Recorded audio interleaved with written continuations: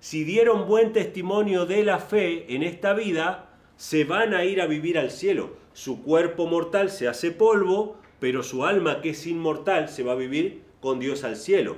Y si no fueron lo suficientemente buenos y no pueden estar en el cielo, tiene que haber un lugar para esa alma inmortal, porque como el alma es inmortal, tiene que haber un lugar de existencia. ¿Dónde es el lugar de existencia? Esto es 2 más 2 es 4. Tiene que haber un lugar de sufrimiento. Si hay un lugar de gozo eterno, tiene que haber un lugar de sufrimiento eterno. Un pequeño error, el alma inmortal, nos lleva a un abismo de mentiras.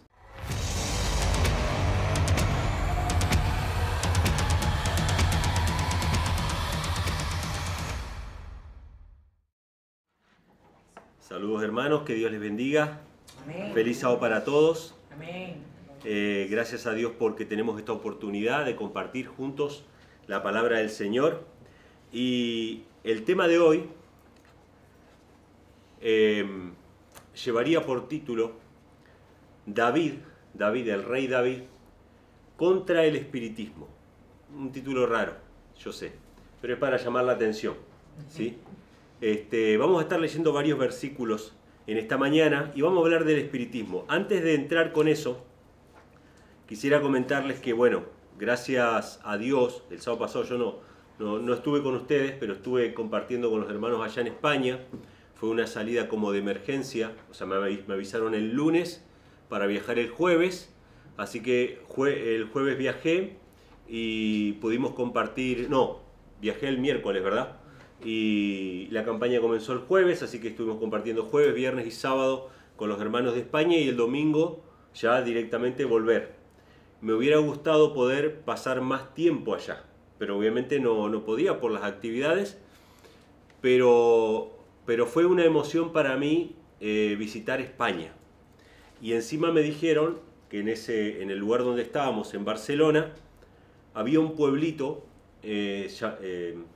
una ciudad llamada Girona o Girona, depende cómo se pronuncie, y ahí había una especie de pueblito medieval, o sea que no podía no ir para allá, ¿no? A mí que me gusta mucho la historia, no teníamos tiempo la verdad, pero el viernes aprovechamos y estuvimos un par de horas ahí, antes de la charla que íbamos a tener a la noche.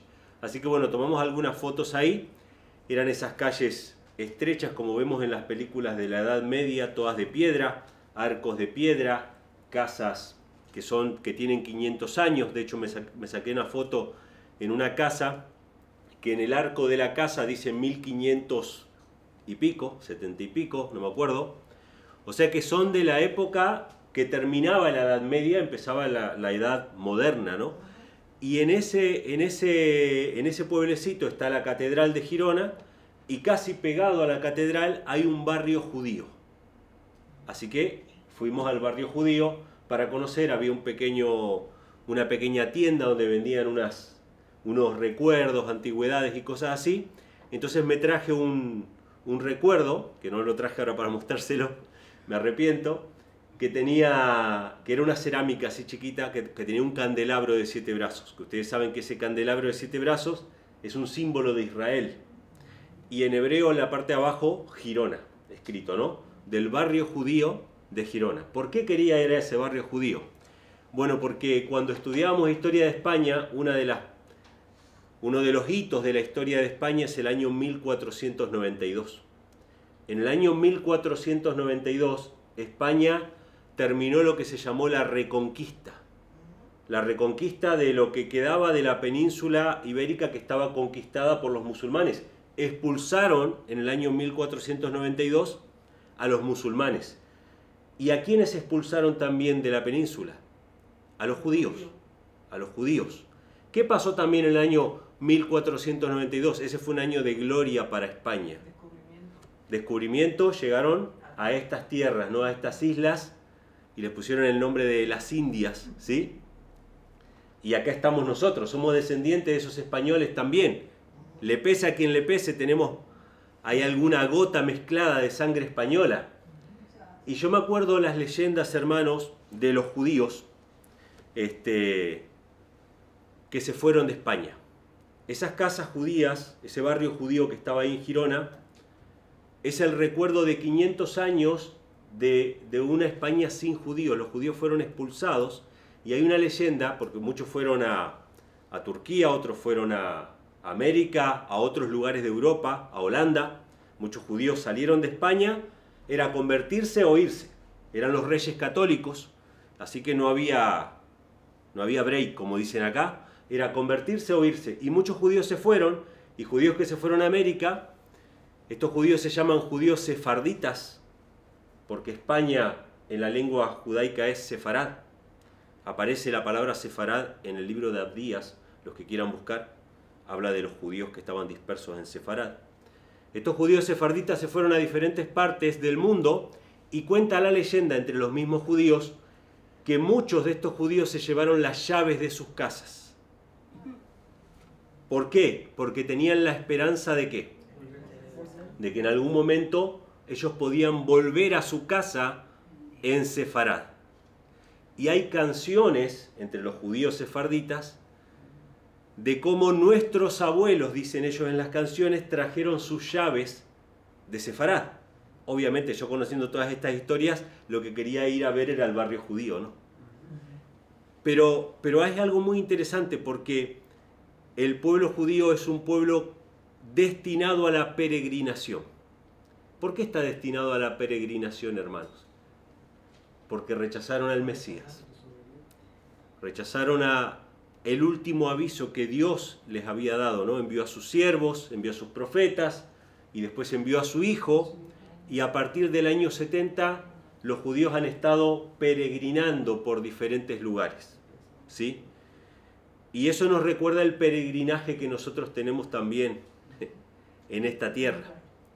Saben ustedes, hermanos, que mientras preparaba este tema y conectando un poco con el pueblo judío, esto es David contra el espiritismo, ya vamos a entrar ahí. Me entero de que, o sea, tenía mis ideas, ¿no? De que habían sectores del judaísmo que creían en la inmortalidad del alma. Pero resulta que todos los judíos en la actualidad, ortodoxos y no ortodoxos, creen que cuando nosotros morimos, ¿qué pasa?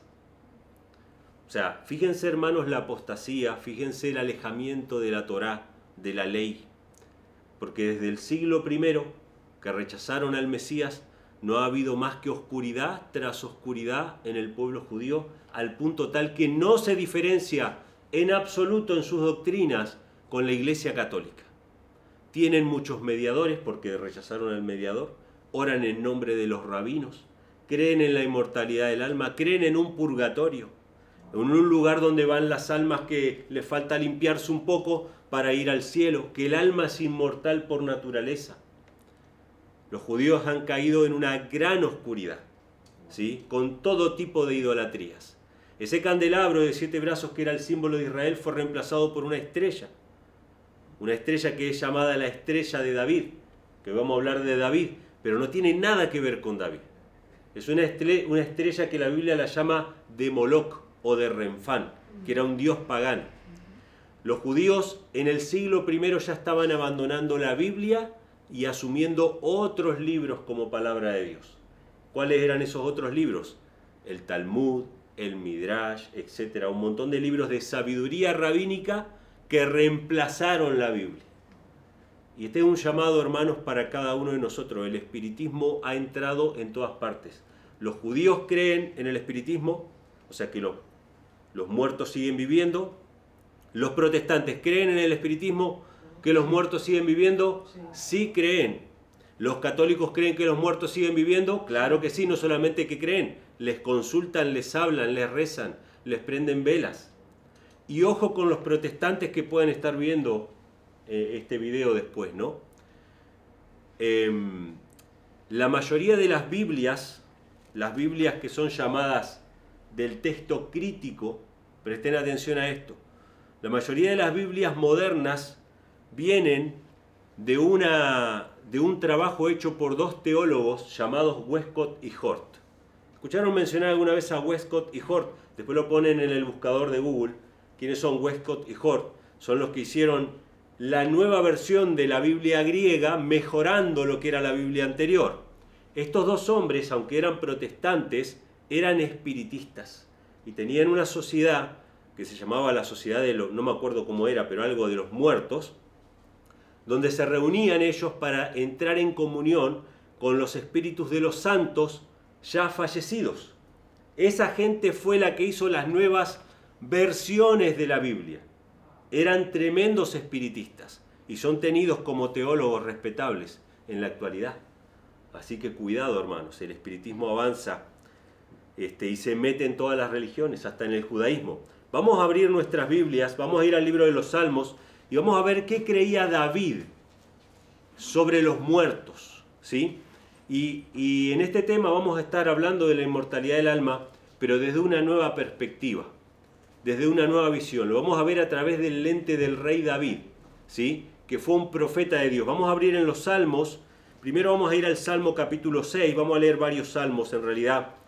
No todos los salmos, o por lo menos no se sabe si todos los salmos fueron escritos por David. Hay salmos de Moisés también, que están escritos por Moisés.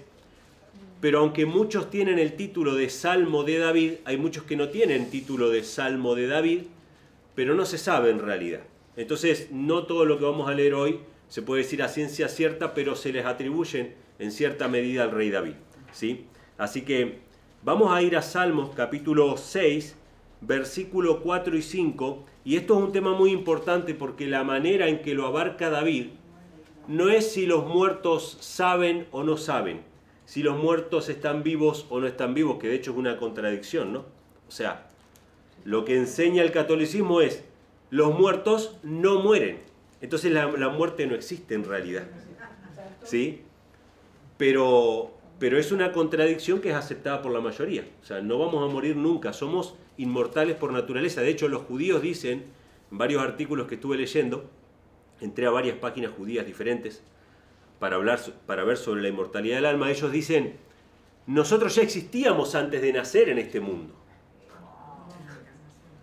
Los mormones creen que ya existíamos antes de nacer en este mundo y que después pasamos a un plano de existencia diferente. Es decir, somos dioses. Básicamente, si somos inmortales, somos dioses, ¿sí?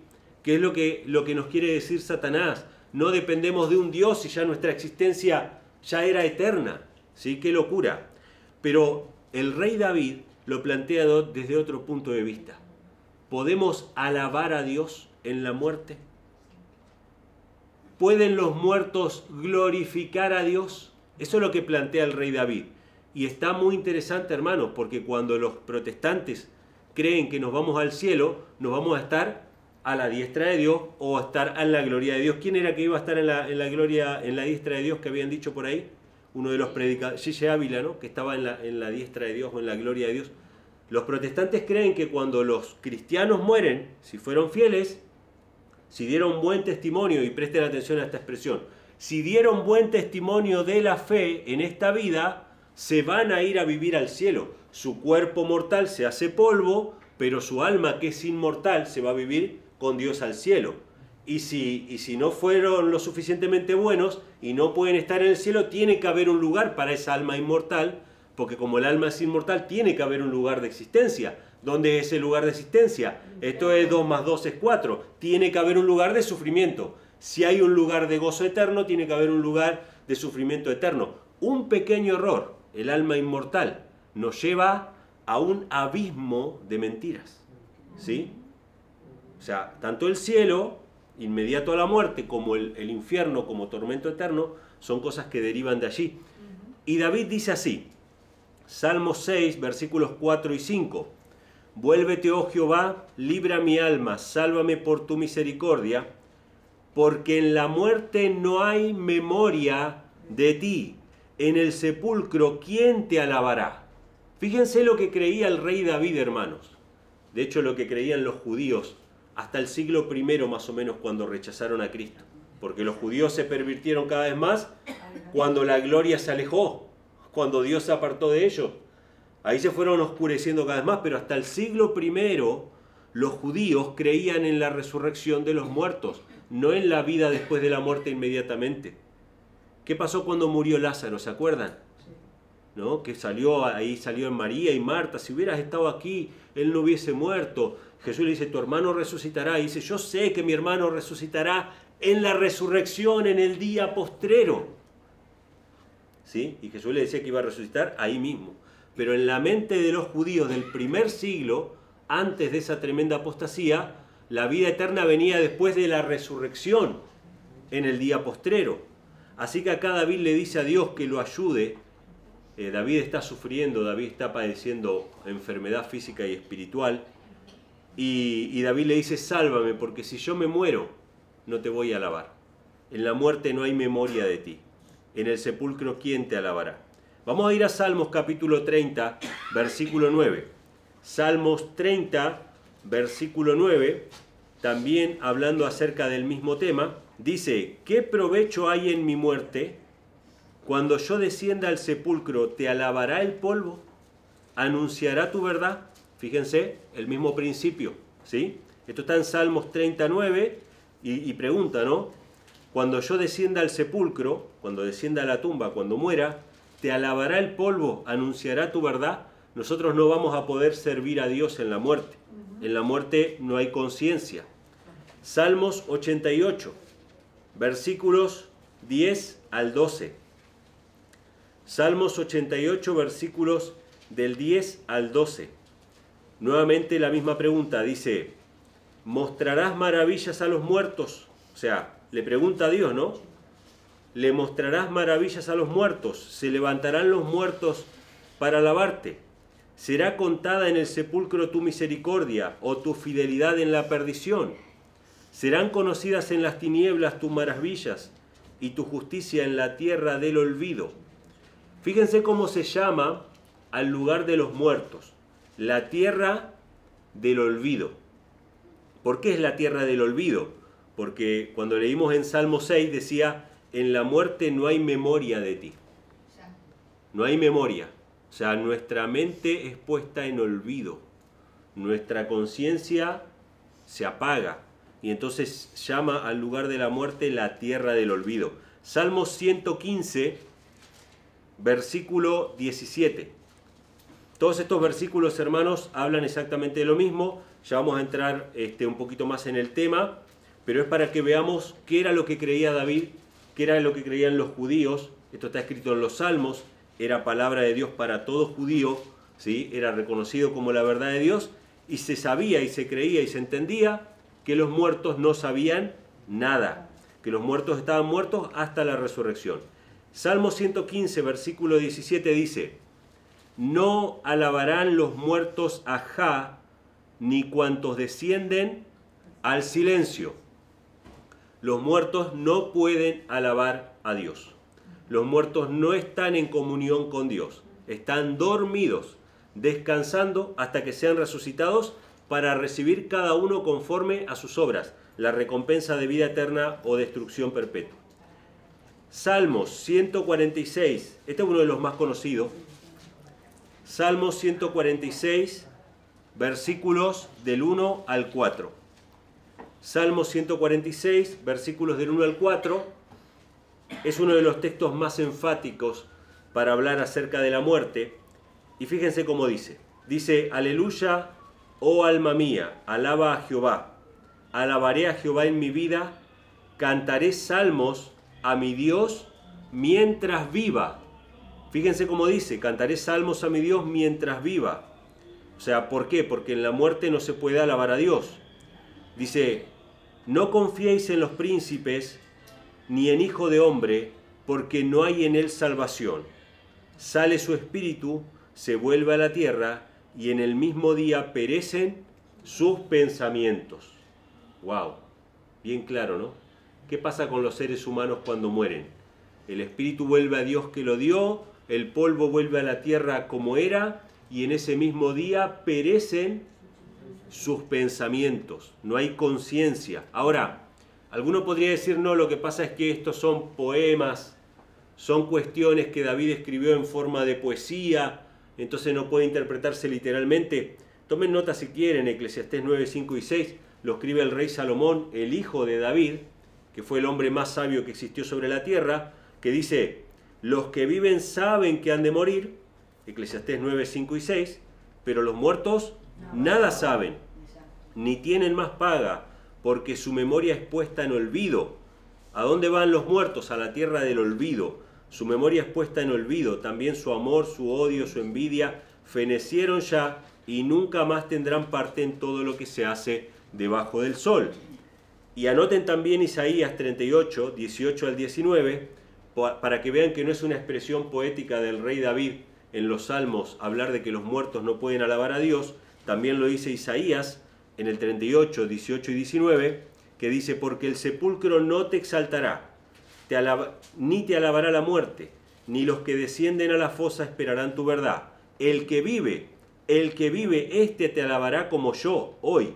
El Padre dará a conocer tu verdad a sus hijos. O sea, Isaías dice exactamente lo mismo que decía el rey David, de que los muertos no pueden alabar a Dios, sino que solamente los vivos. Ahora, ¿qué pasó con el rey David? El rey David murió, ¿sí? Y eso lo pueden leer en Primera de Reyes, capítulo 2, versículos del 10 al 11, pueden anotarlo si quieren. Pero se registra la muerte de David. No solamente la muerte, sino que hasta la época de Cristo, no puedo decir hasta nuestra época, pero hasta la época de Cristo se conocía dónde estaba enterrado David, ¿sí? En Primera de Reyes 2, 10 al 11 dice: David durmió con sus padres y fue sepultado en la ciudad de David. Los días que reinó David sobre Israel fueron 40 años. 7 años reinó en Hebrón y 33 años reinó en Jerusalén, ¿sí? Así que David murió, y David, que creía que los muertos nada saben, bajó al sepulcro como testimonio para todo Israel, aunque era un ungido de Dios y aunque era un hombre conforme al corazón de Dios. Bajó al sepulcro y hasta los días de los apóstoles se sabía dónde estaba sepultado inclusive. Ustedes saben que hay lugares que no se saben dónde están sepultados. Por ejemplo, Moisés, que Elena G. White dice, ¿no?, que no se supo dónde estaba sepultado para que la gente no hiciera idolatría. Bueno, si ustedes van hoy a Jerusalén, hay gente que dice, bueno, hay un lugar que es un santuario donde supuestamente es el sepulcro de David. Aunque hay gente que lo pone en duda, ¿no?, si es realmente la ubicación. Pero ustedes pueden ir ahora al sepulcro de David a Jerusalén, y bueno, es un lugar también como de culto, ¿no?, del judaísmo. Así que hasta el día de hoy supuestamente está el sepulcro de David ahí. Pero David murió. Y la muerte de David es tomada como ejemplo por los apóstoles. ¿Por qué? Porque David, que era profeta, profetizó acerca de Cristo. En Hebreos, primeramente vamos a ir a Hebreos capítulo 11, que ahí se nos menciona también acerca de la muerte de David juntamente con otros héroes de la fe. Hebreos capítulo 11, vamos a leer varios versículos allí. Vamos a leer el 1 y 2 primeramente para poner en contexto. Aunque se menciona a David circunstancialmente entre otros héroes de la fe, es importante lo que dice el apóstol Pablo sobre todos estos que, como les dije al principio, dieron buen testimonio, vivieron y murieron conforme al Evangelio. Podríamos decir en otras palabras que fueron salvos. Y sin embargo, la Biblia nos dice que no fueron al cielo. Lo vamos a leer ahora, o por lo menos que no recibieron la promesa. Hebreos capítulo 11, versículos 1 y 2, dice: es pues la fe, la sustancia de las cosas que se esperan, la demostración de lo que no se ve, porque por ella alcanzaron buen testimonio los antiguos. ¿Quiénes son los antiguos? Bueno, todos los héroes de la fe. Ellos creyeron y por la fe testificaron, y muchos de ellos murieron martirizados, fueron perseguidos, etc. Verso 13: conforme a la fe murieron todos estos sin haber recibido las promesas. ¡Wow! ¡Qué tremendo pasaje, hermanos! No está hablando de personas que se perdieron, está hablando de personas que se salvaron, porque conforme a la fe, versículo 13, conforme a la fe murieron todos estos, sin haber recibido las promesas, sino mirándolas de lejos y creyéndolas y saludándolas y confesando que eran extranjeros y peregrinos sobre la tierra. Ellos no recibieron la vida eterna, murieron en la fe. Fueron salvos, se selló su caso, murieron en Cristo, pero no recibieron la promesa, sino que simplemente la creyeron. Versículo 32. ¿Y qué más digo? Porque el tiempo me faltaría contando de Gedeón, de Barak, de Sansón, de Jefté, así como de David y de Samuel y de los profetas, que por fe conquistaron reinos e hicieron justicia, alcanzaron promesas, taparon bocas de leones, y todos estos, aunque obtuvieron buen testimonio mediante la fe, no recibieron la promesa, proveyendo Dios alguna cosa mejor para nosotros, para que no fuesen ellos perfeccionados sin nosotros. ¿Por qué leo este texto, hermanos? Porque yo no quiero que ninguno de ustedes, ahora que vamos a seguir leyendo, interprete que David quizás se perdió. Porque alguien podría decir, no, lo que pasa es que David no fue al cielo, pero porque se perdió. Pero acá dice que dieron buen testimonio y murieron en ese testimonio de la fe. O sea que todos los que son mencionados acá podemos decir con plena certeza de que fueron salvos. Habrán tenido sus errores en su vida, pero en último momento ellos fueron salvos. Sabemos que son salvos, dieron buen testimonio, pero no recibieron lo prometido. ¿Qué era lo prometido? La vida eterna, hermanos. La única promesa que tenemos nosotros desde que el hombre entró en pecado es que íbamos a ser redimidos del pecado y restablecidos a la tierra nueva. Volver al Edén, volver a nuestro hogar en presencia de Dios y que se termine esa separación. Esa es la única promesa. Esa es la promesa de Dios. Yo voy a hacer nuevas todas las cosas, en tu vida, en este mundo, etc. Esa es la promesa. ¿La recibieron? No, murieron, dice la palabra. Ahora, como David era profeta, David profetizó, y lo vamos a leer, en Salmos 16, versículos del 8 al 11. Muchas de las cosas y de las experiencias, vayan buscando Salmos 16, muchas de las experiencias del rey David son pequeños pantallazos de la vida de Cristo. Por ejemplo, el Salmo 22, ¿sí? No lo vamos a buscar ahora. Pero ustedes leen el Salmo 22, que es muy interesante. El Salmo 22 arranca, mientras van buscando el 16, 16 del 8 al 11 vamos a leer ahora. Es otra profecía. Pero el Salmo 22 arranca así. Dios mío, ¿por qué me has desamparado? Y después sigue contando, ¿no? Me rodearon una cuadrilla de malignos, puedo contar todos mis huesos, o sea, no le quebraron los huesos, horadaron mis manos y mis pies, ¿sí? Se repartieron entre sí mis vestidos y sobre mis ropas echaron suertes, se derrite mi corazón dentro de mí, ayúdame Señor. O sea, todas esas expresiones eran una vislumbre ¿de qué? De la crucifixión. Y como los judíos, hermanos, fíjense qué impresionante, ¿no? Los judíos muchas veces titulan los libros de la Biblia, y esto lo pueden ver, por ejemplo, con los primeros libros del Antiguo Testamento, titulan los libros y a veces titulan los pasajes con las primeras palabras que aparecen. Por ejemplo, Génesis en hebreo es Bereshit. Bereshit es en el principio. O sea, el título del libro es las primeras palabras. Cualquiera que diga Bereshit sabe que se refiere al Génesis y a todo lo que conlleva el Génesis, ¿sí? El libro de Éxodo creo que es Shemot. A ver. Sí, creo que es Shemot y no recuerdo ahora cuáles son las palabras. Pero son las primeras palabras del libro de Éxodo. Y así, cada una, creo que Deuteronomio es Devarim, que significa las palabras, porque así comienza. Ahora, ¿qué pasaba con los salmos? Si alguien decía delante de un judío las primeras palabras de un salmo, todos sabían lo que venía después. Todos sabían qué salmo se estaba citando y todo lo que venía después. Cuando Cristo en la cruz del Calvario dijo, Dios mío, ¿por qué me has desamparado?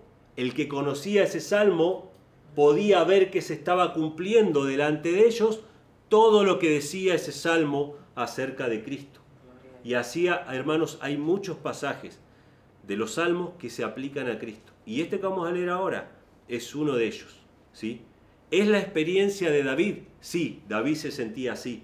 ¿Es lo que Dios le inspiró a poner? ¿Era en una circunstancia específica de su vida? Sí, pero se aplica a Cristo. Y fíjense lo que dice David en Salmos 16, versículos del 8 al 11. A Jehová he puesto siempre delante de mí, porque está a mi diestra, no seré conmovido. Por tanto mi corazón se alegra y se goza mi alma, también mi carne reposará segura, porque no dejarás mi alma en el infierno, ni permitirás que tu santo vea corrupción. Me mostrarás la senda de la vida, plenitud de gozo hay en tu presencia, delicias en tu diestra para siempre. Esta es una proclamación de que Dios no lo va a abandonar, y que aun cuando baje a la tumba, no va a abandonar su cuerpo y no va a permitir que su cuerpo vea corrupción, sino que va a salir de la tumba. ¿Sí? Y antes de entrar a la interpretación de este pasaje, que obviamente habla de la resurrección de Cristo, ¿sí? Pero es interesante cómo lo explican los apóstoles, lo vamos a ver ahora, porque es claro que habla de la resurrección de Cristo, pero los apóstoles hacen un énfasis especial sobre el tema de la muerte. Pero fíjense que en la Reina Valera Gómez, que creo que es la mayoría de las Biblias que están por acá, dice, no dejarás mi alma en el infierno. Dice así, ¿verdad? En la mayoría. La palabra infierno ha sido trastocada. Es la palabra Seol en hebreo, que literalmente significa el lugar de los muertos. ¿Sí? Que ya vimos que el lugar de los muertos es la tierra del olvido, donde no hay memoria, donde no hay sentimiento, etc. Pero ha sido trastocada y ha sido convertida en un lugar de tormento. ¿Sí? Pero en el Salmo dice, no dejarás mi cuerpo en el infierno. Por eso muchos protestantes creen que cuando Jesús murió, se fue al infierno. Pero en realidad, si ustedes van, por ejemplo, esta misma palabra Seol, que literalmente significa lugar de los muertos, la palabra infierno está bien, no es que está mal. Es el concepto que nosotros le atribuimos a la palabra infierno. Pero si van, por ejemplo, a la Torre Samat, la Biblia Torre Samat, que es una Biblia católica, dice, yo sé que no has de abandonar tú, oh Señor, mi alma en el sepulcro, ni permitirás que tu santo experimente la corrupción. ¿Cómo pusieron la palabra? En la Biblia católica, la palabra Seol, sepulcro. En la Reina Valera Gómez dice infierno. No está mal la palabra, pero está asociada a un concepto de inmortalidad del alma. Pero en la misma Biblia católica dice sepulcro. Otra Biblia católica, que es la Biblia latinoamericana, dice, pues tú no darás mi alma a la muerte, ni dejarás que se pudra tu amigo. Fíjense, no darás mi alma a la muerte. ¿Cómo pone la palabra Seol? Como muerte. O sea que el Seol, el infierno, es la muerte y es el sepulcro. Las mismas Biblias católicas lo dicen. Pero el concepto católico de la inmortalidad está ahí clavado como una espina. ¿Sí? Y tenemos que combatirlo, lo combatimos con la palabra del Señor. Vamos a ver esta profecía entonces, hermanos, cumplida en Hechos. Vamos a abrir en Hechos de los Apóstoles porque los textos siguientes son de ahí, de Hechos de los Apóstoles. La gente puede dar diferentes interpretaciones acerca de los salmos y de qué manera se cumplieron en la vida de Cristo, pero sin duda las interpretaciones apostólicas, es decir, las que ellos hicieron, son las primarias, ¿sí? Las más importantes, las más concretas, no podemos ignorarlas. Hechos capítulo 2, versículos 22 al 36, ¿sí? Este es el sermón del apóstol Pedro, o sea que en primera instancia vamos a ver lo que dice Pedro sobre ese salmo y después vamos a ver lo que dice Pablo sobre ese mismo salmo. Hechos capítulo 2, versículos 22 al 36. Dice, varones israelitas, oíd estas palabras. Jesús Nazareno, varón aprobado de Dios entre vosotros, con milagros y prodigios y señales que Dios hizo en medio de vosotros, por medio de él, como también vosotros sabéis, a este, entregado por determinado consejo y presencia de Dios, prendisteis y matasteis por mano de los inicuos, crucificándole, a quien Dios resucitó. Fíjense lo que dice, ¿no? ¿Quién resucitó a Cristo? Ahí lo dice, ¿no? Dios. Este es un punto importante. Mi esposa me lo decía esta semana porque estábamos leyendo Cristo nuestro Salvador, ¿no? ¿Quién resucitó a Cristo? Lo resucitó Dios el Padre. Pregunta, ¿Cristo podía resucitar él mismo? Claro que sí, porque él dice, yo doy mi vida y tengo poder para dar mi vida y volverla a tomar. Él podía hacerlo, pero él tenía que confiar en su Padre. Y cuando vino el ángel, dijo, Jesús, tu Padre te llama, ¿no? Entonces hay mucha gente que dice, no, a Dios no lo resucitó, a Cristo no lo resucitó Dios porque Él era mismo Dios. Sí, sí, Él es divino como el Padre y Él tenía el poder. Él es la resurrección y la vida. Él podía dar su vida y volverla a tomar. Pero Él se sujetó al Padre y esperó que el Padre lo resucitara. Amén. Porque Él tenía que experimentar lo que nosotros no nos vamos a resucitar a nosotros mismos. Pero el Padre nos va a resucitar. ¿Sí? Entonces, dice, habiendo soltado, verso 24, a quien Dios resucitó habiendo soltado los dolores de la muerte, por cuanto era imposible ser retenido por ella. Porque David dice de Él, fíjense, David dice de Él, o sea, lo que vamos a leer es el Salmo 16 que leímos hace un rato. Veía al Señor siempre delante de mí porque está a mi diestra, no seré conmovido, por lo cual mi corazón se alegró y se gozó mi lengua, y aún mi carne descansará en esperanza, porque no dejarás mi alma en el infierno, ni permitirás que tu santo vea corrupción. O sea, ahí está el salmo que leímos. Me hiciste conocer los caminos de la vida, me llenarás de gozo con tu presencia. Ahora viene la interpretación, versículo 29. Varones hermanos, permitidme hablaros libremente del patriarca David. Y escuchen lo que va a decir Pedro. ¿Qué va a decir de David? Que murió y fue sepultado, y su sepulcro está con nosotros hasta el día de hoy.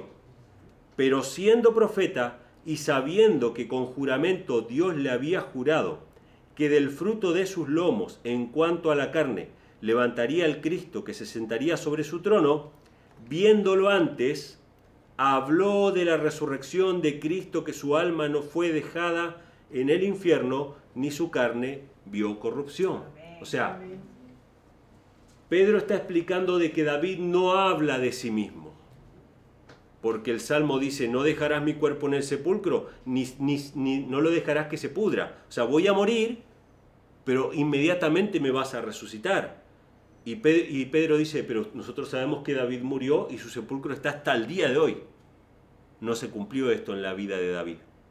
Esto lo hablaba acerca del Mesías porque él era un profeta.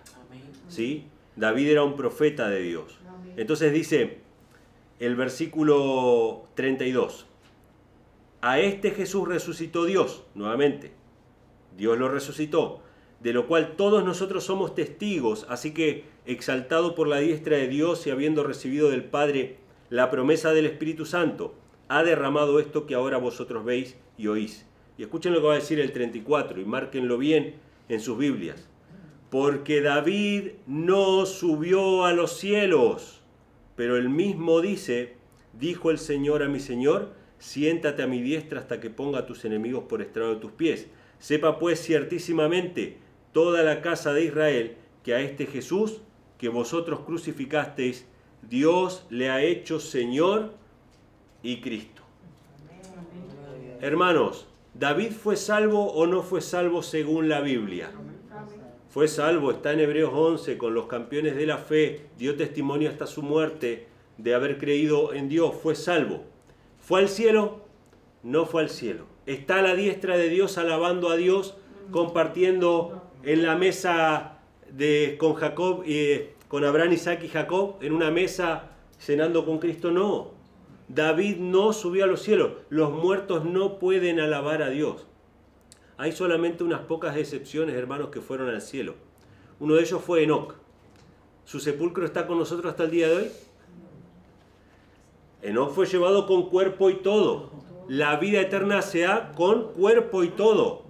Cuando Cristo resucitó de entre los muertos y venció la muerte y experimentó todo lo que los salvos van a experimentar y se le apareció a la gente ahí, ¿qué dijeron ellos? ¿Es un fantasma, es un espíritu? Y dijo, vengan y toquen mi carne, que un espíritu no tiene carne y hueso como ven que yo tengo.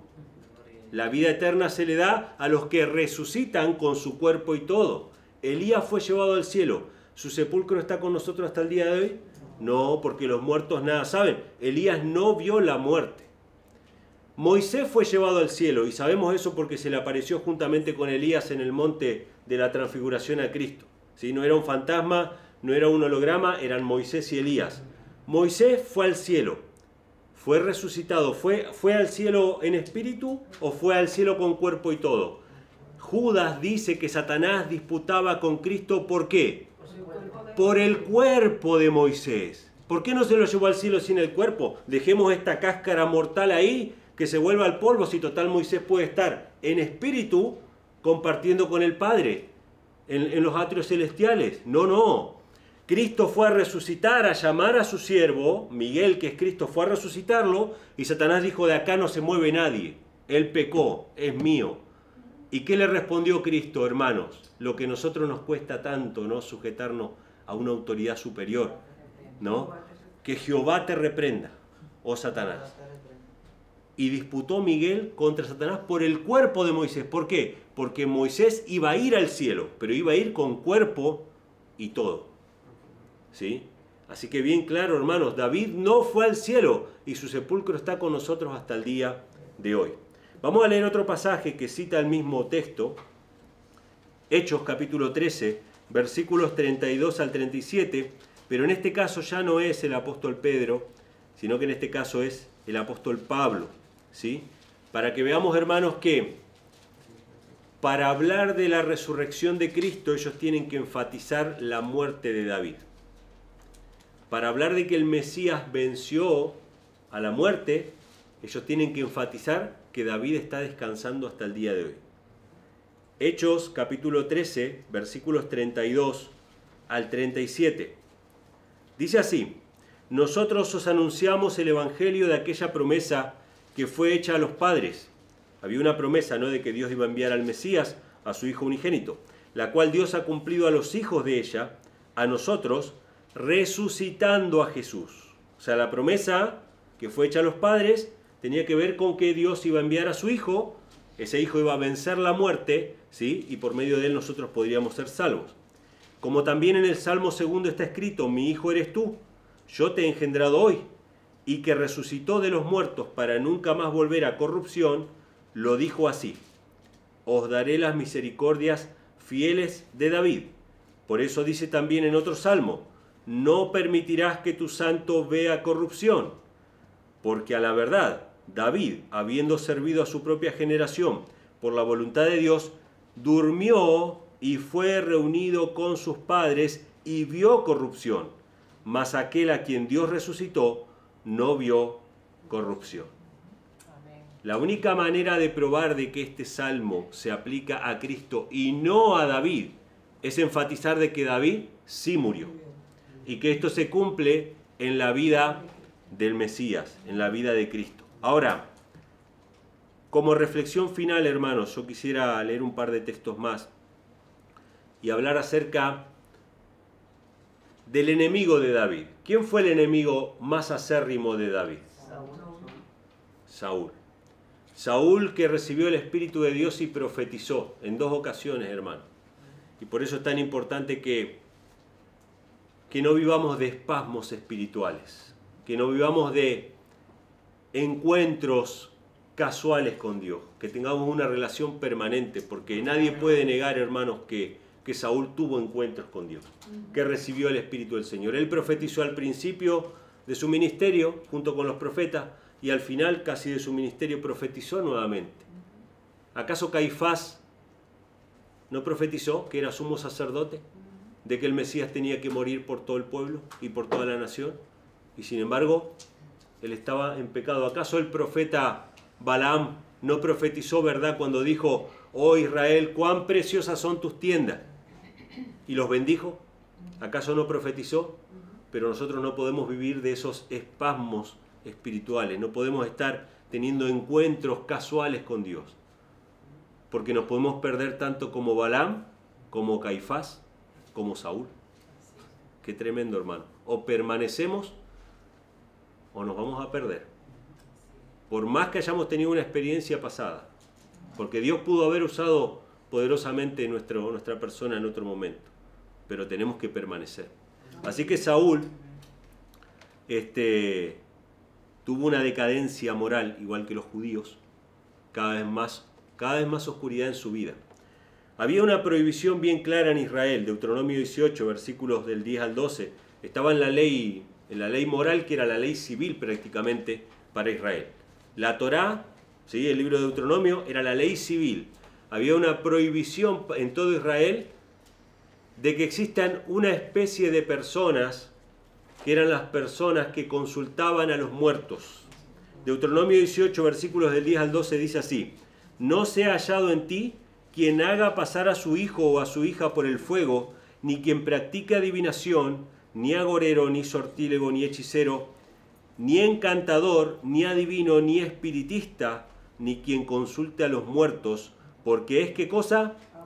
Abominación. Cualquiera que hace estas cosas, y por estas abominaciones Jehová, tu Dios, las echa de delante de ti. El versículo comienza diciendo: no sea hallado en ti. O sea, en Israel no podían existir adivinos, ni quien consulta a los muertos, ni espiritistas. Y si existían, tenían que hacerlo de manera clandestina. No como en las naciones paganas, donde era abierto, donde los mismos gobernantes eran espiritistas. No. Si hubieran alguno, si hubiera una pitonisa, si hubiese un adivino, tenían que estar escondidos. ¿Con riesgo de qué? De muerte. Porque eso era claro. Usted podía irse a cualquier nación pagana, pero no tenía por qué estar en Israel. ¿Sí? Y mucha gente no comprende por qué había riesgo de muerte. Porque evidentemente Dios no obligaba a la gente a seguirle. Usted no está obligado a ser pueblo de Israel. Hay mucha gente que viene a la iglesia y dice: ¿por qué yo en la iglesia no puedo hacer tal o cual cosa? Porque la iglesia no es como el mundo. Usted tiene 20.000 lugares en el mundo para hacer lo que usted quiera. ¿A usted le gusta la música rock? Usted puede ir a lugares donde está la música rock. ¿A usted le gusta vestirse de tal o cual manera? Usted puede ir a lugares donde se viste de tal o cual manera. Dios no le obliga a usted a ir a la iglesia. Dios le invita a ir a la iglesia. Pero si usted acepta, tiene que aceptar las normas de la iglesia. No puede traer el mundo a la iglesia. Así era en Israel. Estaba prohibido por la ley civil que se practique espiritismo, a riesgo de muerte. Y esa persona era libre de irse a otra nación pagana donde... ¿Pero qué pasaba? Es como todo. Les gustaba la paz que había en una nación bajo Dios, pero querían traerse la mundanalidad a ese lugar. ¿Y por qué no se iban a la nación pagana? Y porque allá mataban gente todos los días y nadie estaba seguro. La degradación era tremenda. Entonces, nos gusta estar en un ambiente de santidad, pero quiero traer mi mundanalidad a esa santidad. Y no se puede, hermanos. Dios no lo permite. ¿Sí? Entonces, estaba prohibido. Y vamos a ver lo que pasó en 1 Samuel, capítulo 28, versículos 6 en adelante. Esta es la decadencia, la desesperación del rey Saúl. Y me gusta y me parece importante, hermanos, lo que menciona 1 de Samuel, capítulo 28, versículos 6, 7, y vamos a leer también del 9 al 14. Dice el versículo 6: consultó Saúl a Jehová, pero Jehová no le respondió ni por sueño, ni por Urim, ni por profetas. Yo quisiera meditar un poquito antes en ese pasaje. ¿Le hemos preguntado alguna cosa a Dios o le hemos pedido alguna vez alguna cosa a Dios y Dios no nos respondió? Yo creo que todos aquí hemos pedido alguna cosa a Dios y Dios no nos respondió. ¿Qué tenemos que hacer en esa circunstancia? ¿Cómo? Esperar. Pacientemente esperé a Jehová y Él oyó mi voz. ¿Qué había perdido Saúl por haberse entregado al pecado? La paciencia. ¿Qué es lo que tienen los santos en el tiempo final? Aquí está la paciencia de los santos. Pero Saúl no recibió respuesta inmediata y ¿qué hizo? Dijo: bueno, yo voy a hacerlo a mi manera. La paciencia es la virtud de los santos. Podemos orar muchas veces y no recibir respuesta del Señor. Esperemos en Jehová. No tratemos de resolver las cosas por nuestras propias fuerzas, porque hagamos lo que hagamos, lo vamos a arruinar.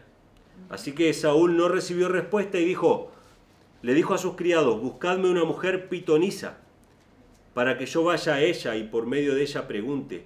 Y sus criados le respondieron: he aquí, hay una mujer en Endor que tiene espíritu de pitonisa. Versículo 9. La mujer le dijo: he aquí, tú sabes que lo que Saúl ha hecho, cómo ha quitado de la tierra a los que tienen el espíritu de pitonisa y a los adivinos. ¿Por qué pues pones tropiezo a mi vida para hacerme morir? Fíjense qué interesante. ¿Quién dio un decreto contra los espiritistas? Qué tremendo, ¿no? ¿Cómo se puede caer tan bajo? Porque esto fue una degradación, esto no fue que él ignoraba, era ignorante, él dio el decreto contra. Él tenía la Torá, él leía todos los días que dice la Escritura, y tendrá un rollo de la ley y lo leerá todos los días de su vida para que aprenda a temer a Jehová. Ese pasaje que siempre lo leemos para hablar de que necesitamos leer la Biblia todos los días, está dirigido a ¿quiénes? A los reyes, que ellos no tenían que tener reyes, pero cuando Dios le permite tener reyes, bajo la condición de que lea todos los días, ¿qué cosa? La Torá. Así que Saúl sabía que eso era pecado. No es que no sabía, él mismo había dado el decreto. Dice, verso 10, entonces Saúl le juró por Jehová diciendo, vive Jehová que ningún mal te vendrá por esto. La mujer entonces dijo, ¿a quién te haré venir? Y él respondió, hazme venir a Samuel. Ya había muerto el profeta, ¿no? Y viendo la mujer a Samuel, clamó en alta voz y habló aquella mujer a Saúl diciendo, ¿por qué me has engañado? Pues tú eres Saúl. O sea, Saúl fue de manera escondida, ¿no? Pero ahí se le reveló que fue Saúl. Y el rey le dijo, no temas, ¿qué has visto? Y la mujer respondió a Saúl, la mujer respondió a Saúl, he visto dioses que suben de la tierra. ¿Cómo dice? ¿Por qué no dice he visto espíritus, he visto fantasmas? ¿Por qué dice he visto dioses? ¿Qué es lo que nos quiere decir Satanás cuando nos quiere convencer de que somos inmortales? De que somos por naturaleza inmortales. Somos dioses. Ustedes serán semejantes a Dios. Así le dijo la serpiente a Adán y Eva, no moriréis, sois inmortales, ustedes son dioses. Y ahora cuando ve este espíritu que viene, la pitonisa le dice, veo dioses que suben de la tierra. Y él le dijo, ¿cuál es su forma? Y ella respondió, un hombre anciano viene cubierto de un manto. Saúl entonces entendió, él entendió que era Samuel. Y humillando el rostro a tierra hizo gran reverencia. Y acá, hermanos, vienen una serie de especulaciones y de discusiones y de debate. Hay muchos videos que hablan acerca de esto porque mucha gente quiere saber si realmente era el profeta Samuel que apareció. Porque ahí dice que apareció Samuel y habló con Samuel, y hay todo un diálogo posterior ahí que ustedes ven que habla con Samuel, él le pregunta, le consulta, Samuel le dice que no, que ya está desechado, no lo guió al arrepentimiento de ninguna manera ni nada por el estilo, sino que básicamente, en otras palabras, le dijo, ya lo único que te queda es ir y suicidarte, porque eso es lo que Satanás le dice a la gente, que no hay esperanza de parte de Jehová, que no hay lugar para el arrepentimiento. Usted puede reconocer la voz de Satanás muy fácil de esa manera. Si el mensaje es que no hay más salvación, ese mensaje viene de Satanás. Si el mensaje es llamamiento a la misericordia, un llamamiento a volver, ese mensaje viene de Dios. Amén. Pueden leerlo después en el Salmo 3. El Salmo 3 no lo lean ahora, pero después lo pueden leer tranquilamente. David dice, me rodearon mis enemigos y constantemente me repiten, no hay más para él salvación de Jehová. Pero a pesar de eso, de todas esas voces que escucha David, dice, pero aún así yo confiaré en Jehová. Amén. ¿Sí? Así que este fue el mensaje de la pitonisa. Y para terminar este debate, hermanos, de este hombre que consultó a los muertos, que era una abominación y que él lo sabía, vamos a leer Primera de Crónicas, capítulo 10, versículos 13 y 14. Primera de Crónicas, capítulo 10, versículos del 13 al 14, nos habla de la muerte del rey Saúl. Sabemos que él murió en batalla, en realidad estaba herido, pero él mismo se suicidó, ¿sí? Que es algo parecido a lo que pasó con Judas también, ¿sí? Con personas que perdieron completamente la esperanza en Dios, que olvidaron la misericordia del Señor, que no vieron la luz al final del túnel. Satanás se las ocultó. Pero también tenemos ejemplos en la Biblia de personas que estaban en la tremenda oscuridad y aún así pudieron salir como los endemoniados. Esos endemoniados estaban en una plena oscuridad, pero creyeron a Cristo, aceptaron la salvación, creyeron que Dios era lo suficientemente amoroso para perdonarlos y fueron liberados de unas tinieblas terribles, probablemente más oscuras que las que estaba el rey Saúl, porque Saúl estaba en tinieblas, ¿sí? Pero no había que atarlo con cadenas y vivían en los sepulcros. Era una persona que uno la miraba y dentro de todo se veía civilizada, aunque tenía sus arranques de ira. ¿Acaso los fariseos, que eran asesinos también y que tenían a Satanás en su corazón, andaban echando espumarajos por la boca y revolcándose en el piso? No, los veía con personas civilizadas. Ellos en esas tinieblas perecieron, pero personas que estaban en tinieblas más oscuras todavía pudieron obtener la salvación. ¿De quién dependía eso? Del creyente que aceptara el amor de Dios. Dios quiere salvar a todos, hermano. Pero el creyente tiene que aceptar que Dios le ama.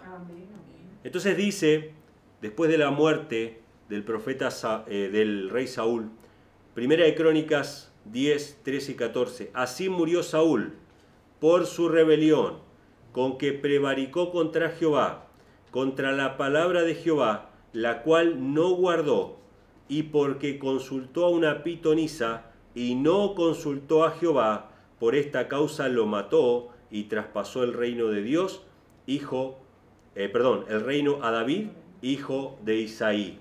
Fíjense lo que dice, hermanos, y marquen bien eso cuando alguien les pregunte si era el profeta Samuel que se le apareció a Saúl o no. Dice, no consultó a Jehová, sino que consultó a una pitonisa. Si ese hubiese sido el profeta Samuel, ¿de parte de quién hablaba Samuel? Si hubiese sido el profeta Samuel, ¿de parte de quién hablaba? Era un profeta. Él quería consultar a Jehová. Recuerden que Jehová no le contestó, consultó por profeta, por sueño, por Urim, y nada de eso le respondió. Él quería hablar con Dios, él quería que Dios le hablara, supuestamente. ¿Sí? Entonces cuando él va al profeta muerto, es porque quiere hablar con Jehová. Pero acá dice que no consultó a Jehová, sino que consultó a una pitonisa. Esto cierra absolutamente el debate de que ese haya sido el profeta Samuel. Porque si hubiese sido el profeta Samuel, hubiera estado consultando a Jehová.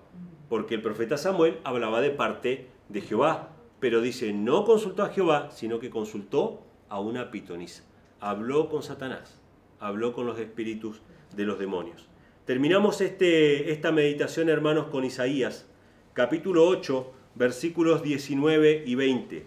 Isaías capítulo 8, versos 19 y 20 son textos prácticamente de memoria para muchos de los que estamos acá. Dice, cuando os dijeren, consultad a los que evocan a los muertos y a los adivinos que susurran y murmuran, responded. ¿No consultará el pueblo a su Dios? Consultará a los muertos por los vivos, a la ley y al testimonio. Si no dijere conforme a esto, es porque no les ha amanecido. Hermanos, fíjense lo que dice acá, ¿no? Si podemos consultar, dice acá, ni siquiera a los muertos. Dice consultar a los que evocan a los muertos.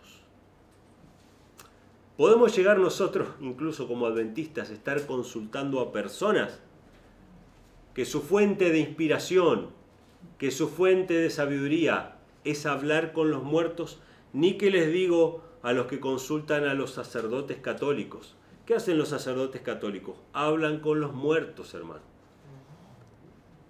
Lamentablemente se le ha enseñado a gran parte del cristianismo a postrarse delante de imágenes de muertos, ¿sí? De invocar a María, que está muerta, de invocar a Pedro, a los apóstoles, a los santos supuestamente, a los papas, incluso hablar con los ángeles. Hermanos, qué bueno puede venir de aquellos que consultan a los muertos, que es consultar a Satanás. Consultemos a Jehová, hermanos. Amén. Aferrémonos a la palabra del Señor, dice, a la ley y al testimonio. Si no dijere conforme a esto es porque no les ha amanecido. Amén. Satanás ha engañado prácticamente a todo el mundo con respecto a esto. Judíos, católicos, protestantes están creyendo que los muertos están vivos y están dispuestos a aceptar manifestaciones espiritistas en este tiempo final. Nosotros, hermanos, como hijos de Dios, somos llamados a levantar la luz de la verdad, amén, a despertar a todos esos corazones. Y si hay alguna persona católica que me está viendo en este momento y que tiene esta práctica de consultar o de rendirle culto a los muertos, sepa que está jugando con fuego. Salga de ahí, pídale perdón al Señor. El Señor es amplio en misericordia y en perdonar, y empiece a hablar directamente con Dios en el nombre de Jesús. Amén. No hay otro medio para llegar a Dios, sino solamente su amado Hijo. Todo lo que le pidan al Padre en el nombre de Jesús, Jesús mismo lo cumple en nuestra vida. Hermanos, que Dios les bendiga, que tengan feliz sábado. Amén.